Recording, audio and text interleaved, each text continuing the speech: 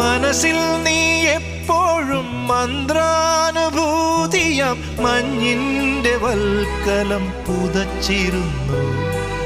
തുടിയായി ഞാൻ ഉണരുമ്പോൾ ഇടനെഞ്ചിൽ നീ എന്നും ഒരു രുദ്രതാളമായി ചേർന്നിരുന്നു. താണ്ഡവമാടും മനസ്സിലെ ഇരുളിൽ ഓർമ്മകൾ എഴുതും തരള നിലാവേ. വിട പറയും പ്രിയ സഖിയുടെ മൗന നൊമ്പരങ്ങൾ അറിയൂ.